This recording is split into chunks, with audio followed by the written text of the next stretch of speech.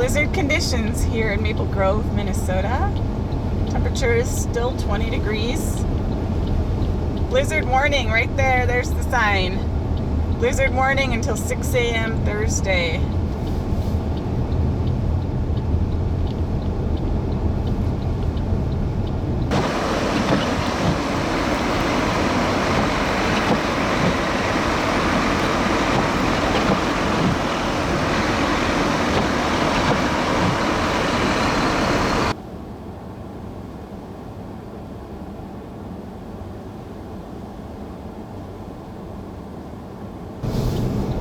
Yeah, this is really interesting. Actually, I have to admit, I really have not driven in whiteout conditions.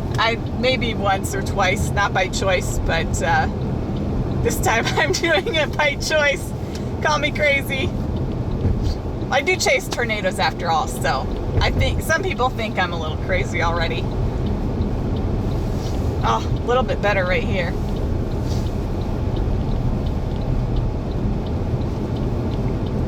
Yeah, the blizzard is here, people. The blizzard is here.